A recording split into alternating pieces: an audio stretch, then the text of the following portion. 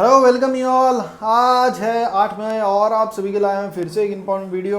दोस्तों आज हम बात करने वाले हैं इंडसइंड बैंक के बारे में। तो इंडसइंड बैंक में पहली सीढ़ी इसकी तरफ खुद चलती हुई आई है जो इसको स्टेबल करेगा अपवर्ड मूवमेंट के लिए, जो हमने पिछले दिन में भी देखा और सुबह आज अर्ली ट्रेड में भी इसमें एक ऐसा मोमेंटम देखा कि यस बैंक एक तरफ हमारे को भागता हुआ दिख रहा था। तो इस गुड न्यूज़ जैसी आई तो ये था उसका कारण, जो मोमेंटम थी तो मैं आपके साथ भी शेयर करना चाहूँगा। और मेरे को ऐसा लगता है जो मोमेंटम था ये बेशक थोड़ा थमा है आज, क्योंकि मार्केट में सेलिंग प्रेशर ज़्यादा था। पर यही गुड न्यूज़ एक पहला स्टेप होगा यह इंडसइंड बैंक में टूवर्ड्स मूवमेंट द अपसाइड के लिए। तो आपके साथ है मैं न्यूज़ में शेयर करना चाहूँगा ये क्या न्यूज़ है, तो पूरा न्यूज़ शेयर सुनिएगा और इसके बेसिस पे हम इसके प्राइस पे भी देखेंगे कि हमारे को क्या मोमेंटम देखने को आगे मिल सकता है। तो आपके साथ मैं शेयर करना चाहूँगा न्यूज़। तो आप देखोगे कि ये न्यूज़ लगभग आज सुबह 11:18 पे आई और वहीं आप देखोगे तो आपको पेटीएम दिख रहा होगा। तो पहले बता दूं पेटीएम की बात है। पेटीएम जो पेमेंट बैंक है उसने लगभग 600 करोड़ के फिक्स डिपॉजिट अकाउंट उसके पास हो चुके हैं इतने रुपए के, जिसकी अकाउंट में जिसकी पार्टनरशिप है विद इंडसइंड बैंक के साथ। ये स्टेटमेंट आई है पेटीएम पेमेंट बैंक के अक्रॉस से। तो आपको पूरी इन्फॉर्मेशन दिखा दूँ, ये तो सिर्फ हेडलाइन थी कि जो पेटीएम है पेमेंट बैंक है इनका, इन्होंने थर्सडे को बताया कि इन्होंने लगभग 600 करोड़ के फिक्स्ड डिपॉजिट अकाउंट हो चुके हैं, जिसमें हमारे को ग्रोथ इनको दिख रही है during the lockdown period due to volatility in other assets. तो अदर एसेट्स में जो वॉलिडिटी देखने को मिली है उसकी वजह से लोग डिपॉजिट्स करा रहे हैं पेटीएम के पास। तो हम ये बात भी देखना चाहेंगे कि पेटीएम के पास लोग डिपॉजिट क्यों करा रहे हैं, क्योंकि ये भी जानना हमारी ज़रूरी है, जिसकी वजह से इनके पास 600 करोड़ रुपए डिपॉजिट अकाउंट में इकट्ठा हो चुका। अब इकट्ठा हो चुका है क्योंकि इनकी पार्टनरशिप है इंडसइंड बैंक के साथ। तो मतलब इंडसइंड बैंक के भी एक किस्म से जो डिपॉजिट से अकाउंट में, आपको पता होगा कि पहले से लेकर चर्चाओं में चला हुआ था कि इंडसइंड बैंक में प्रेशर एक तरफ से ऐसा भी आ रहा था कि इनके डिपॉजिट अकाउंट से पैसा बाहर निकलता हुआ नजर आ रहा था, जिसकी वजह से इनके पास पैसे लिक्विडिटी का इश्यूज आते हुए दिख रहे थे। तो वहीं अभी 600 करोड़ जो आया है इनके पास एज ए डिपॉजिट अकाउंट में रहेगा, ये डेफिनेटली बैंक के लिए गुड साइन है कि उनके डिपॉजिट्स अकाउंट वापस आ रहे हैं। और डिपॉजिट अकाउंट वापस आ रहे हैं तो ब्रोकरेज वाले जब रिसर्च करते हैं, एनालिस्ट वाले रिसर्च करते हैं, तो ये सबसे पहले ये भी देखते हैं इनकी डिपॉजिट अकाउंट में फिक्स डिपॉजिट करने की मनी है कितनी इनके पास।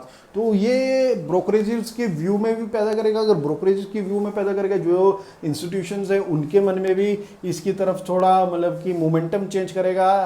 जो अभी तक इस पे इंटेंशनल सेलिंग चली हुई थी वो हमारे को कम होती हुई दिख सकती है। तो इस गुड न्यूज़ का ये इफेक्ट पड़ेगा। अभी हमारे को जानना ये भी है कि ये जो 600 करोड़ रुपए इकट्ठा हो रहा है तो ये इंडसइंड बैंक में जो आ रहा है ये क्यों आ रहा है, पेटीएम के थ्रू जो इन्वेस्ट हो रहा है ये क्यों आ रहा है, तो इसके बारे में भी हम जानेंगे। और आपको बता दूं कि जो ये पैसा आ रहा है, क्योंकि लगभग जो इंटरेस्ट है वो लगभग 7 रुपये पर एनएम के हिसाब से डिपॉजिट अकाउंट में दे रहे। तो आप देख रहे होगे अभी कितना पीछे इंटरेस्ट रेट्स मतलब कि फिक्स्ड डिपॉजिट्स की कम कर दिए थे, पर पेटीएम अभी भी हायर इंटरेस्ट रेट्स पकड़ा रहा है, जिसकी वजह से इतनी ज़्यादा सर्ज जिसमें हमारे को देखने को मिला है लगभग 600 करोड़ जो लॉकडाउन में ही। तो लॉकडाउन में ही इतना पैसा इकट्ठा हो गया, एक तरफ से पैसा बाहर गया और एक तरफ से भी आया भी। तो ये है गुड न्यूज़ इंडसइंड बैंक के लिए। वहीं हम आएंगे इसके डेली चार्ट पे। अब डेली चार्ट पे देखेंगे कि पिछले 2 दिनों में तो हमने देखा था कि ये भागा था, आज भी भागा था, यही न्यूज़ थी जो इसमें एक तरफ तेजी थी। बाकी देखा होगा आपने क्रिपी मूवमेंट चले थे, थोड़ा ऊपर थोड़ा नीचे, थोड़ा ऊपर थोड़ा नीचे, पर इंडसइंड में हमारे को कुछ अलग ही मूवमेंट देखने को मिल रहा था, ये पता नहीं लग रहा था भाग क्यों रहा है। तो यही थी वो न्यूज़। तो आपके सामने अब रखना चाहूँगा कि इन्वेस्टर्स इसको कैसे मोमेंटम से देख रहे हैं और इसमें हमारे को फ्यूचर में आगे को प्राइस किस तरफ को मोमेंट होते हुए दिख सकता है।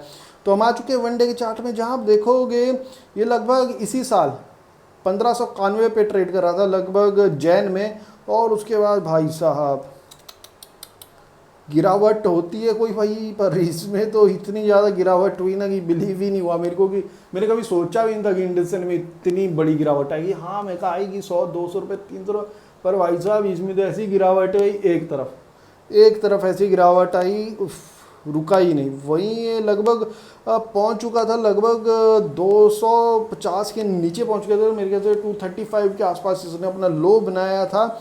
और उसके बाद अब एक एक पर्टिकुलर में इतने जैसे रेंज में ये हमारे को ट्रेड करता हुआ दिख रहा है, जहां अभी करंटली अपने 20 डेज के सिंपल एक्सपोनेंशियल मूविंग एवरेज से नीचे बात कर रहा है। सिंपल मूविंग एवरेज नहीं, सिंपल एक्सपोनेंशियल मूव एवरेज है, जिसको हम EMA भी बोलते हैं।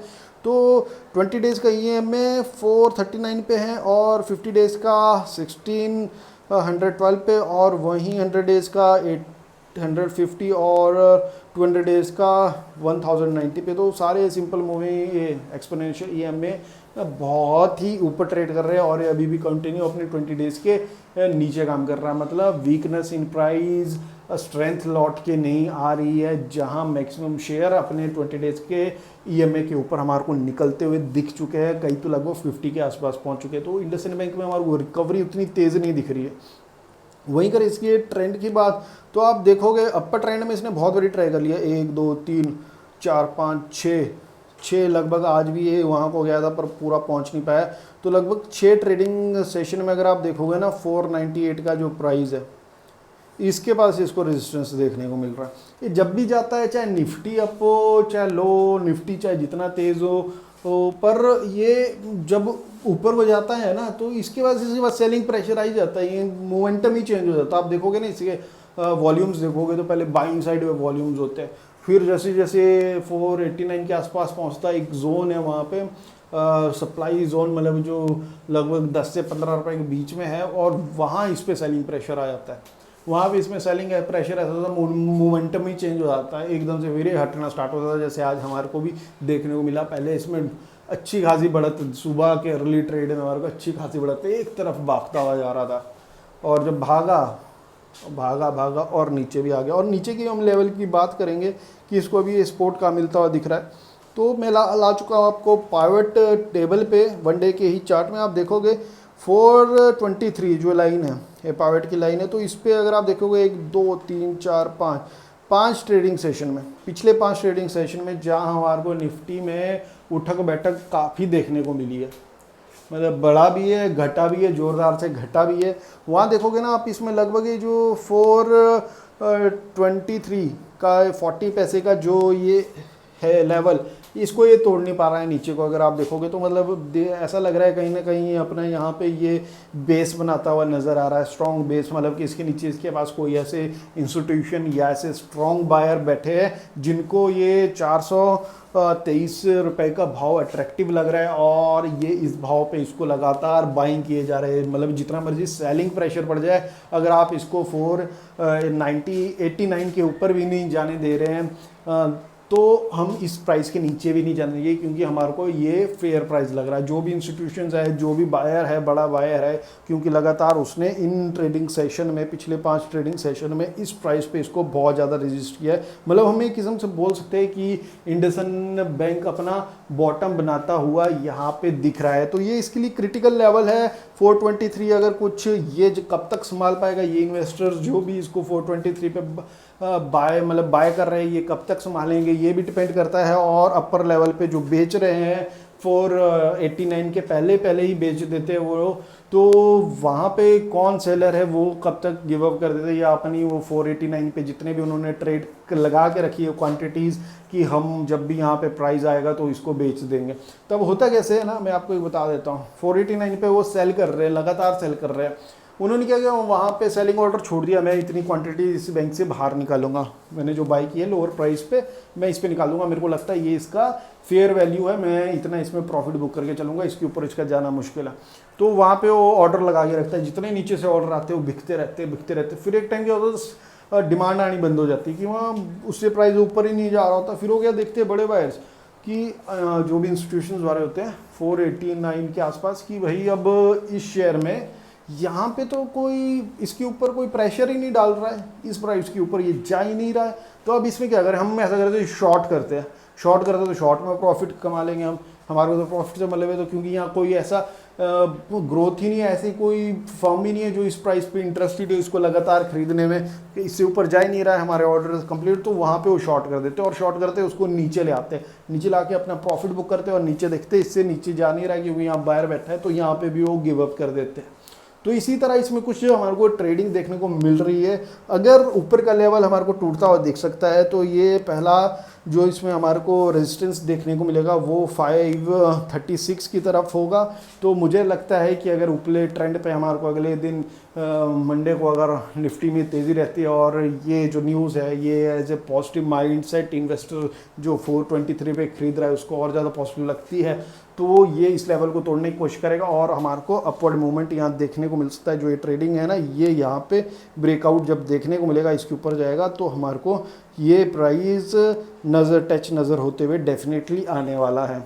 और वहीं अगर बात करें बॉलिंजर बैंड के थ्रू तो लोअर बैंड लगभग 374 के आसपास है और अभी बॉलिंजर बैंड के अकॉर्डिंग भी ये अपने 429 के ऊपर से ट्रेड कर रहा है, जो लगभग इसको एज ए सपोर्ट देते हुए नज़र आ रहा है। पिछले कुछ ट्रेडिंग सेशन में भी देखोगे तो आप इसके पास से टच करता हुआ रहा था पर इससे ऊपर आ रहा है और अपर बैंड में इसको अभी रेजिस्टेंस 483 पे देखने को मिल रहा है। तो वही लेवल जो 489 और 483 लगभग मैंने आपको बोला था 10 से 15 का जोन रहता है जहाँ पे वो कंटिन्यू प्राइस पे सेलिंग ऑर्डर लगे हुए हैं। और वहीं आज बात करें तो लगभग 3.29% की हमारे को इसमें गिरावट देखी।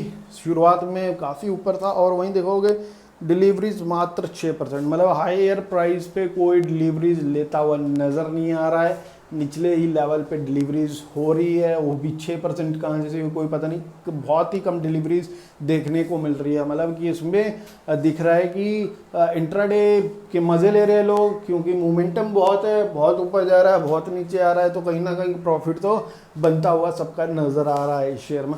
तो दोस्तों अगर इन्फॉर्मेशन जेन्युइन लगी हो तो please support subscribe the channel, like कीजिए वीडियो को यार, मोटिवेशन मिलता है। कमेंट सेक्शन में अपनी क्वेरीज पूछिए, मैं रिप्लाई करूँगा, मेरा जॉब बनता है। And thank you for watching the video.